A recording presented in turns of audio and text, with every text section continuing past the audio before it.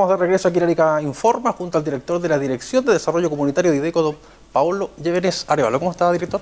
Muy bien, muchas gracias por la invitación a conversar sobre este tema. Director, mucha gente me ha comentado que el registro social le cambió el puntaje. ¿Qué pasó respecto a esa situación? Sí, mira, comentarte que efectivamente en el último tiempo, sobre todo desde enero del año 2022, el registro social de hogares, que la gente sabe que es el sistema que tiene el Estado como política social para poder caracterizar a las familias más vulnerables del país. Y este registro social de hogares, efectivamente, nosotros hemos visto con preocupación durante el inicio de este año 2022 el cambio en la metodología para poder definir los puntajes que tienen las familias en esta área. Recordar solamente que el registro social de hogares permite el acceso tanto a las políticas sociales de ayuda, de beneficios estatales, pensiones, subsidios, pero también algo muy importante que es nuestra principal preocupación es que también permite el acceso a otros beneficios, por ejemplo, beneficios en temáticas estudiantiles o beneficios en temáticas, por ejemplo, de acceso a la vivienda. Entonces, que se realicen cambios en la metodología del registro social de hogar efectivamente genera un perjuicio bastante importante en las familias y la manera en cómo se ha hecho, nosotros por lo menos desde la municipalidad, y lo hemos conversado con otros municipios también, vemos con cierta preocupación. Por ejemplo, hoy día tenemos familias que estaban en el 40% del registro social de hogares y que con esta modificación en la caracterización y en la forma en cómo se mide la vulnerabilidad, hoy día son familias que están en el 70% y eso genera un perjuicio en las familias. Por ejemplo, casos de jefas de hogar que han perdido beneficios de acceso a la salud, de acceso a la educación. Muchas universidades públicas, cuando permiten el acceso a beneficios estudiantiles para nuestros jóvenes, solicitan un puntaje determinado. Entonces, que este cambio se haya hecho al comienzo del año 2022, efectivamente nos mantiene y nos tiene con bastante preocupación como municipalidad por los efectos que genera esto. ¿Cuál sería el motivo de este cambio? Mira, lo que hemos tratado, lo que hemos podido conversar con el nivel central, principalmente hemos mandado solicitudes al Ministerio de Desarrollo Social para que nos comuniquen, nos informen respecto a este tema, es que efectivamente se hizo un cambio. Lo más probable es que haya sido después de la pandemia, que ellos se dieron cuenta de que el registro social de hogares necesitaba efectivamente una actualización, y los cambios que se han realizado son básicamente incluir otras variables. Por ejemplo, la información que otorga el Servicio de Impuestos Internos hoy día se está insumando a lo que significa el registro social de hogares. Entonces, una familia que la jefa de hogar presentaba boletas de honorario, esa información antes no estaba presente y hoy día está presente, ¿ya? Otro tema tiene que ver con los bienes que tienen, por ejemplo, vehículos o temas de embarcaciones marítimas. En el caso de algunas familias también es información que está presente, también información del Mineduc y otro tipo de informaciones que están en el Estado. Lo que se hizo con esta actualización es básicamente incluir toda esa información al registro social de hogares. Pero nuestra principal crítica que tenemos a este sistema y a este ajuste es que nosotros no podemos, a un sistema de previsión o de protección social, no podemos hacer ajustes que generen impactos tan grandes en las familias. Porque este cambio, que puede ser un cambio metodológico, que puede estar muy bien fundamentado por parte del Ministerio, en la práctica lo que genera es una consecuencia directa y permanente en las familias. Familias que pasaron del 40%, que históricamente habían estado en ese nivel de vulnerabilidad, con esta información que se agregó, pasaron a tener puntajes sobre 60, 70 u 80%. Y eso, como te decía en un comienzo, genera un perjuicio en la pérdida de beneficios estudiantiles para sus niños, para sus jóvenes, o también en beneficio, por ejemplo, con el sistema GES, que solicita un puntaje determinado y que lamentablemente estas familias no lo están haciendo. Entonces nosotros con el alcalde mandamos la información, solicitamos explicaciones también al ministerio para que también nosotros podamos informarlo. Aprovecho de aclarar que el registro social de hogares no depende del municipio, tampoco, y para ser justo, depende ni de la Seremi de Desarrollo Social, ni tampoco del delegado presidencial, sino que esto es algo que se maneja a nivel de Santiago, ¿cierto?, del ministerio en Santiago, donde hacen estos ajustes.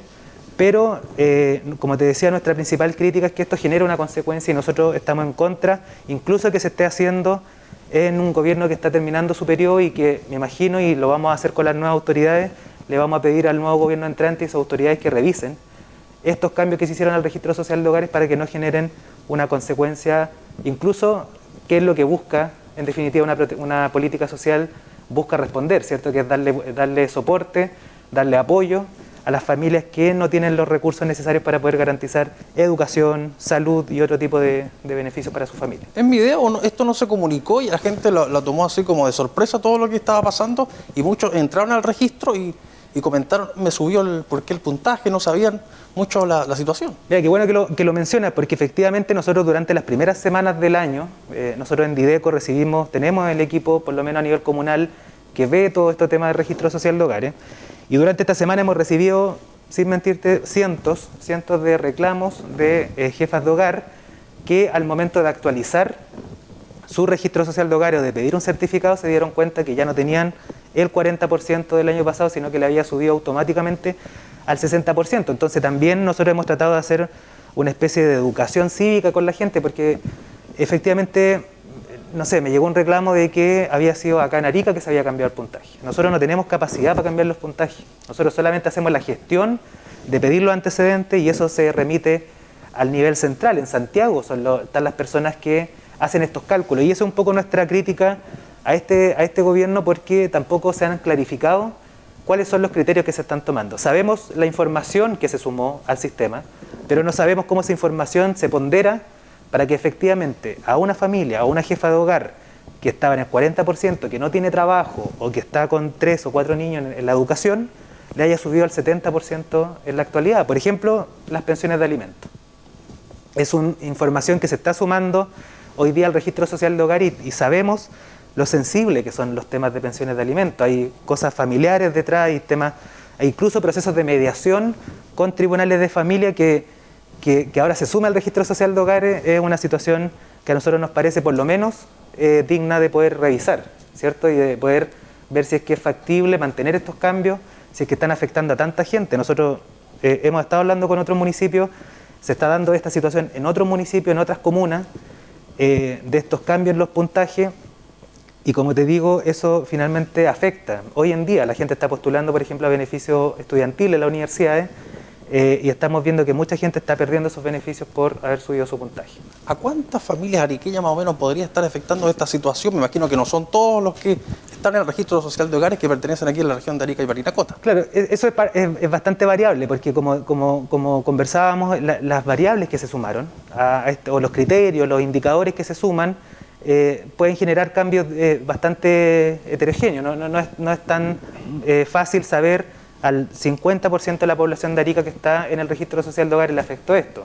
Va a depender mucho de, por ejemplo, familias que tenían problemas con pensiones de alimentos o reciben pensiones de alimentos sus jefas de hogar, o por ejemplo personas que en algún momento, sobre todo de la pandemia, donde hubo una situación laboral bastante compleja, hay muchas familias que decidieron emprender con emprendimientos locales y recibieron algunos recursos o en algún momento boletearon, ¿cierto? Emitieron una boleta de honorario, y todo eso hoy día, que era información que antes no estaba incluida en el sistema, hoy día se ingresa al sistema. Y eso yo creo que tampoco es necesario decir si está bien o está mal. Lo que nosotros estamos pidiendo a este gobierno es que se revise, porque la política social es una política bastante sensible. Cualquier cambio que se haga afecta inmediatamente a las familias, es una relación directa. Entonces los cambios tienen que ser con cuidado, ¿cierto?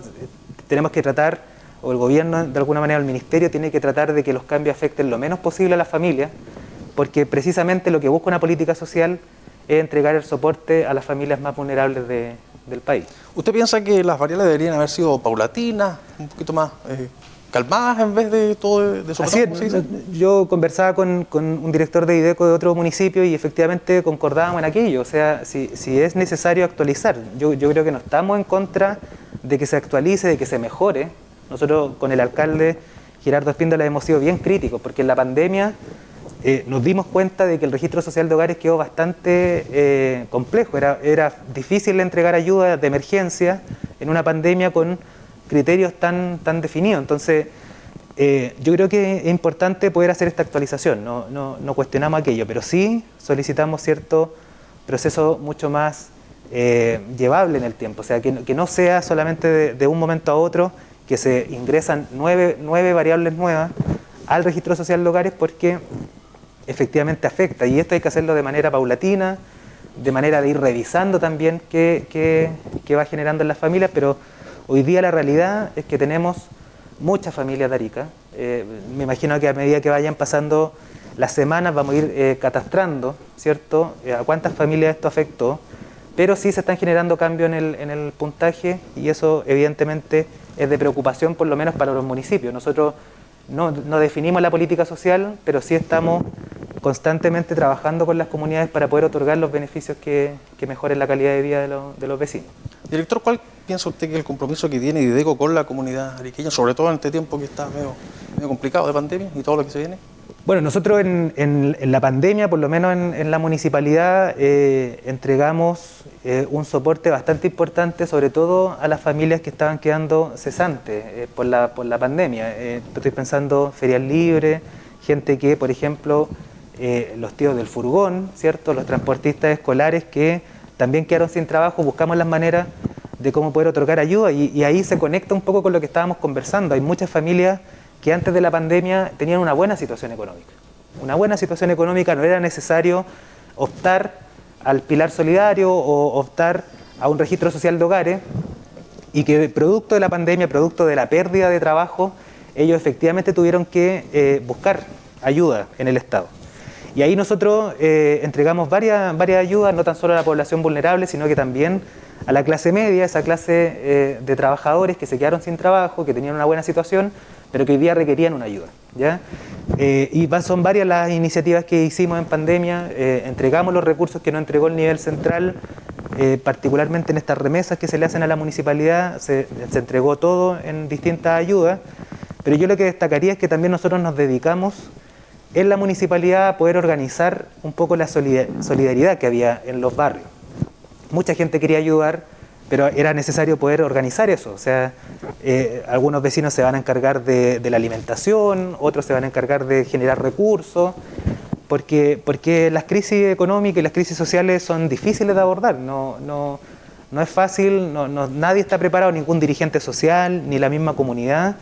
Y en ese sentido nosotros estuvimos trabajando directamente con las juntas de vecinos. De hecho, yo destaco enormemente el trabajo de los dirigentes sociales porque efectivamente ellos lograron cumplir a sus vecinos que la estaban pasando mal, incluso mucho antes de que llegaran ayudas por parte del nivel central. Las ayudas llegaron bastante tarde, casi ya iniciada la pandemia, pasaron varios meses en donde los propios vecinos fueron los que entregaron la primera ayuda, y eso efectivamente después fue generando un espacio de solidaridad que yo es lo que más destaco que queda hasta ahora, ¿ya? O sea, hoy día tenemos juntas de vecinos mucho más solidarias y eso es claramente una respuesta al trabajo que se hizo con la municipalidad.